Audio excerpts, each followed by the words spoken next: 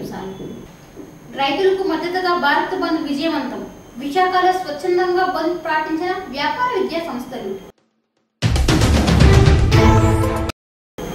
ఉత్తర నియోజకవర్గాలలో 30 కోట్లతో ప్రభుత్వ ప్రణాళికలు. పుట్టినరోజు వేడుకల్లో వైసీపీ ఇన్ఛార్జ్ కేకే రాజు. అయ్యప్ప దీక్ష విరమించిన మంత్రి ముత్తంశెట్టి. ద్వారపూడి అయ్యప్ప ఆలయంలో ప్రత్యేక పూజలు. భారత్ బంద్ విజయవంతం అయ్యింది. ఢిల్లీలో రైతుల ఉద్యమంకు మద్దతుగా దేశవ్యాప్తంగా ఇచ్చిన భారత్ బంద్ పిలుపునకు విశాఖలో సక్సెస్ చేశారు. రాష్ట్ర ప్రభుత్వం కూడా ఈ ఉద్యమానికి మద్దతు ప్రకటించింది. దీనితో బంద్ సంపూర్ణమైంది. వ్యవసాయ చట్ట డిమాండ్లతో భారత్ బంద్ పిలుపునిచ్చారు.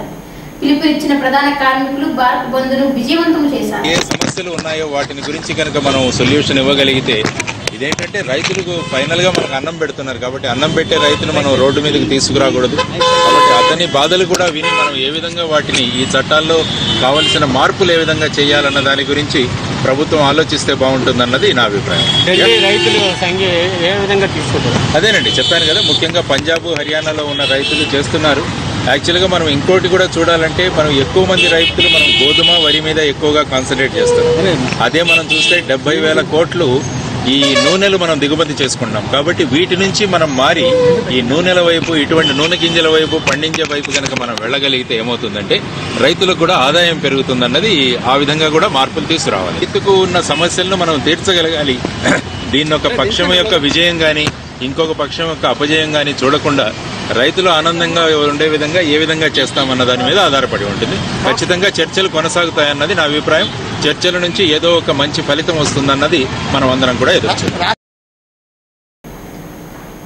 ఉత్తర నియోజకవర్గ అభివృద్ధికి వైకాపా ఇన్ఛార్జ్ కేకే రాజు అహర్నిశలు శ్రమిస్తున్నారు.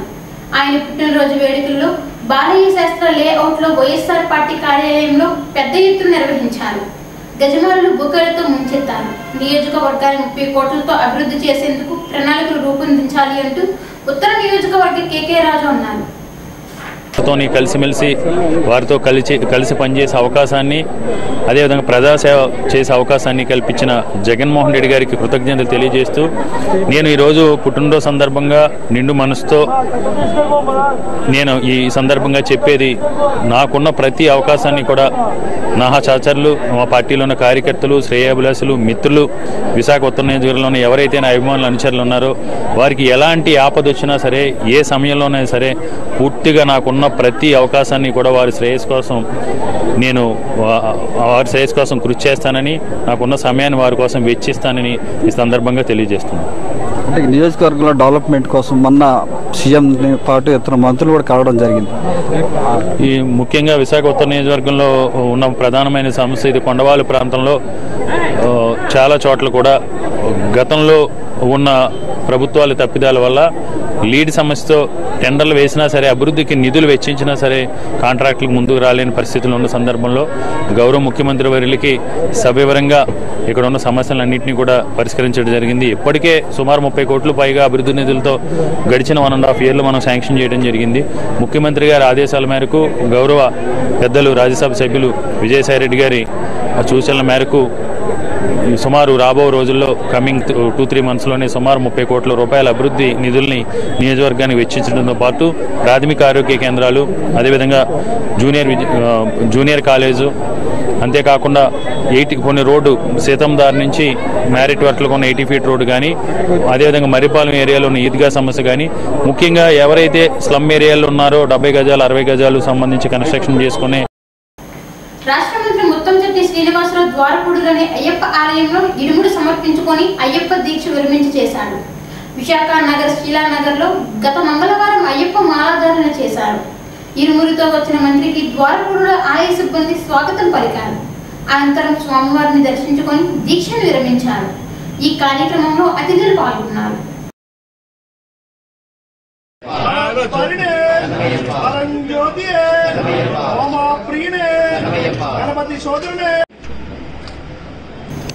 పంచగ్రామాల భూ సంస్కరణ పరిష్కరించేందుకు ఏర్పాటు చేసిన హై లెవెల్ కమిటీని రైతులు అక్రమదారులుగా పేర్కొనడం సరైనది కాదు అని టీడీపీ నేత పివి నరసింహం మండిపడ్డారు.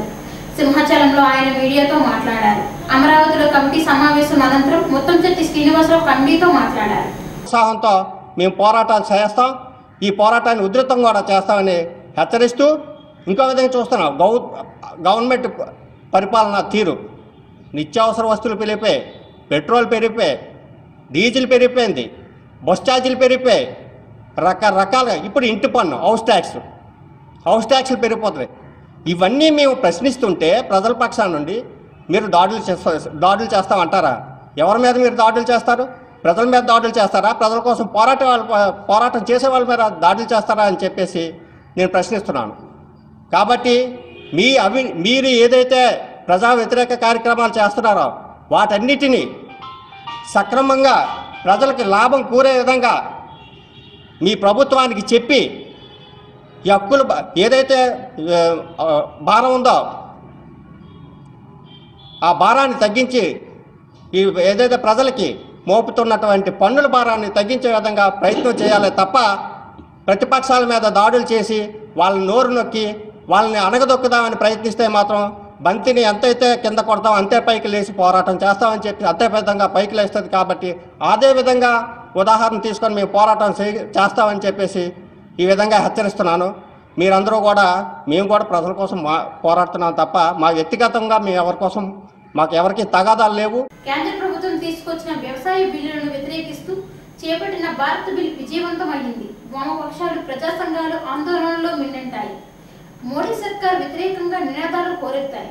వాణిజ్య సముదాయాలు, దుకాణాలు, విద్యా సంస్థలు స్వచ్ఛందంగా మూతపడ్డాయి. పెందుర్తిగూడలో వామపక్షాలు, ప్రజా సంఘాలు ర్యాలీ, రాస్తారోకోలు చేపట్టారు.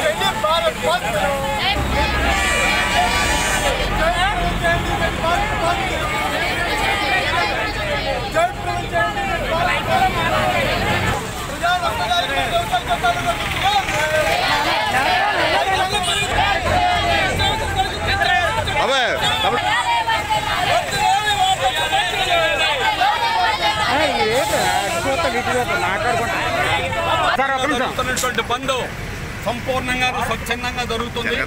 ఇది రైతాంగం యొక్క బంధు. యావత్ రైతుల యొక్క హక్కుల కోసం గత 13 రోజుల నుంచి ఢిల్లీ దిగ్బంధం చేసి చరిత్రలో ఎన్నడూ లేనటువంటి విధంగా రైతాంగం రాత్రింబవళ్ళు కూడా చలిలో రాత్రింబవళ్ళు కూడా ఉంటా ఉన్నారు. అయినా కేంద్ర ప్రభుత్వం మొండిగా వ్యవహరిస్తూ ఉంది. కార్పొరేట్లకు బోర్డని రాయితీలు ఇచ్చారు. అలాగే బీజేపీ ఒక్క పని చేస్తే చాలు, తన యొక్క మేనిఫెస్టోలో ఎన్నికల ప్రణాళికలో స్వామినాథన్ కమిటీ సిఫార్సు ప్రకారం రైతు పండించేదానికి అయ్యేటువంటి ఖర్చుకు 1.5 రెట్లు ఇస్తామని ఎన్నికల ప్రణాళికలో చెప్పారు. అది ఒక్కటి చేయండి. రైతు సంఘాలు అడుగుతున్నది అది. కానీ అది చేయకుండా నువ్వు మండీస్ లేకుండా, మార్కెట్ యార్డ్ లేకుండా కంప్లీట్గా రాబోయే రోజుల్లో మూతపడిపోతూ ఉన్నాయి. పెద్ద పెట్టుబడిదారులు, కార్పొరేట్లు వాళ్ళ ఎన్ని లక్షల టన్నులైనా కొనచ్చు. ఎవరు కొనగలరు? Walmart కొనగలరు, మాన్సెంటో కొనగలరు, Reliance కొనగలరు. వీళ్ళు కొని నిల్వ చేస్తారు. ఎవరు నిల్వ చేయగలరు? గోడౌన్లు అనేటువంటిది, పెద్ద గోడౌన్లు అనేటువంటిది కార్పొరేట్లకే ఉన్నాయి. గతంలో నిల్వ చేస్తే దీన్ని హోర్డింగ్ అని వీళ్ళ మీద కేసులు పెట్టేవాళ్ళు. ఇప్పుడు కేసులు పెట్టడానికి లేదు. వాళ్ళకి మద్దతు ఇవ్వడం అనేది జరుగుతుంది. అందువల్ల ఈ చట్టాలు 3, అలాగే విద్యుత్ బిల్లు సవరణ చట్టం, ఈ 4 కూడా రైతాంగానికి వ్యతిరేకమైనటువంటివి, వాళ్ళకి ఉరితాడు లాంటివి. అందుకనే రైతాంగం ఈ పెద్ద ఎత్తున పోరాటం అనేటువంటి చారిత్రాత్మక పోరాటం జరుగుతుంది. ఇది సాధించే వరకు ఈ పోరాటం కొనసాగుతుంది.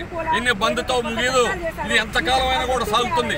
అందుకని ఇప్పటికైనా బీజేపీ ప్రభుత్వం దిగొచ్చి ఈ సమస్యలను పరిష్కారం చేయాలి.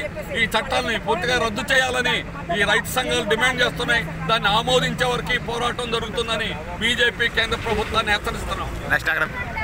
ఈ రోజుని కేంద్ర ప్రభుత్వం రాష్ట్రాల హక్కులు హరించి రాజ్యాంగ స్ఫూర్తికి భిన్నంగా తప్పుడు పద్ధతిలో ఆమోదించినటువంటి 3 చట్టాలకి వ్యతిరేకంగా మొత్తం దేశవ్యాప్తంగా రైతాంగం అంతా కదిలి వచ్చి ఢిల్లీని, రాజధానిని దిగ్బంధనాలకి గురి చేశారు. ఇది ప్రతికూల వాతావరణం. 10 డిగ్రీల చలిలో కూడా చాలా పెద్ద ఎత్తున కుటుంబాలతో, పిల్లలతోని, మహిళలతోని వాళ్ళు 6 నెలల పాటు దిగ్బంధనానికి సిద్ధమై వచ్చి పోరాటం చేస్తూ ఉంటే నరేంద్ర మోడీ గారి ప్రతిస్పందన ఏమీ బాగలేదు. నిన్న ఆయన మాట్లాడాడు. అసలు సంస్కరణలని దేశ ఆర్థిక వ్యవస్థను బ్రహ్మాండంగా అభివృద్ధి చేస్తాను. నిజమే, ఈ కరోనా నేపథ్యంలోని దేశ ఆర్థిక వ్యవస్థ దెబ్బతింటుందని చెప్పానన్నారు. ఒక పక్కన జీడిపి పెరుగుతూ ఉంది, ఇంకో పక్కన ప్రజలు ఉద్యోగాలు పోయి ఆదాయాలు కోల్పోతూ ఉన్నారు. అంటే ఎవరికి లాభం చేకూరింది? సెన్సెక్స్ పెరుగుతుందని అంటే కార్పొరేట్లకి లాభాలు. అందుకనే ముఖేష్ అంబానీ గారు ఆస్తి ప్రపంచ కుబేరుల్లోనే 4వ స్థానానికి వచ్చాడు, 10వ స్థానం నుంచి. ఈ దేశంలో ఉన్నటువంటి పేదల మటుకు మరింత దిగజారినటువంటి పరిస్థితి ఉంది. ఇది చేస్తాం. నరేంద్ర మోడీ గారు కార్పొరేట్ల ఏ స్క్వేరే ఆయన దృష్టిలో ఉంది. అంబానీలు, అదానీలు తప్ప ఇంకొకళ్ళు కనిపించడం లేదు. ఈరోజు దేశవ్యాప్తంగా వ్యవసాయ రంగం అంటే నేను మొత్తం దేశవ్యాప్తంగా మేము తెచ్చే సంస్కరణలు ఉపయోగపడుతున్నాయి. గత ప్రభుత్వాలు రంగాల వారి తీసుకొచ్చి ఒక్కొక్క రంగాన్ని కార్పొరేట్ కంపెనీలకు అప్పచెప్పారు. నరేంద్ర మోడీ గారు ఈరోజు దేశాన్ని మొత్తాన్ని హోల్సేల్గా కార్పొరేట్ కంపెనీలకు అప్పచెప్పే పద్ధతిలోనే ఈ చట్టాలు తీసుకొచ్చారు. దాదాపు 50 నుంచి 60 లక్షల కోట్ల రూపాయల సంపదని సృష్టించేటటువంటి వ్యవసాయ రంగాన్ని మొత్తాన్ని కార్పొరేటీకరణ చేసేటటువంటి క్రమంలోనే తీసుకొచ్చిన ఈ చట్టాలకు వ్యతిరేకంగా ఈరోజు దేశవ్యాప్తంగా ఆందోళన సాగుతూ ఉంది. రైతాంగం ఇచ్చినటువంటి బంధు పిలుపుకి స్వచ్ఛందంగా ప్రజానీకం కూడా కదిలొచ్చి మద్దతునిచ్చారు. ఈ రాష్ట్రంలో కూడా రాష్ట్ర ప్రభుత్వం కూడా నిన్న రాత్రి మద్దతు ప్రకటన చేసింది. దాన్ని స్వాగతిస్తూ ఉన్నాం వామపక్షాలుగా. నిజమే, మేము రైతు పార్టీ అని చెప్పుకున్న పార్టీ, నేను రైతు పార్టీ అని చెప్పని నిరూపించుకుంది, బంధుకి మద్దతు ఇచ్చింది. కానీ ఈ రాష్ట్రంలో ఈరోజు బీజేపీ కొమ్ము కాస్తున్నటువంటి జనసేన పార్టీ వాళ్ళు బంద్లో లేరు, బీజేపీ లేదు. వాళ్ళు తేల్చుకోవాలి, మీరు రైతుల పక్షాన ఉన్నారా, కార్పొరేట్ల పక్షాన ఉన్నారా అన్నది. ఈరోజు కార్పొరేట్ల పక్షాన దేశం మొత్తం 2గా విభజించిన పరిస్థితి ఉంది. కార్పొరేట్ల, ప్రజల అన్నది. ఈరోజు ప్రజల పక్షాన మొత్తం దేశ ప్రధానికం అంతా ఉందన్నది నిరూపితం అయిన నేపథ్యంలో తక్షణమే భారత పార్లమెంట్ని సమావేశపరిచి 3 చట్టాలని వెనక్కి తీసుకోవాలని చెప్పని సిపిఐగా మేము డిమాండ్ చేస్తాం.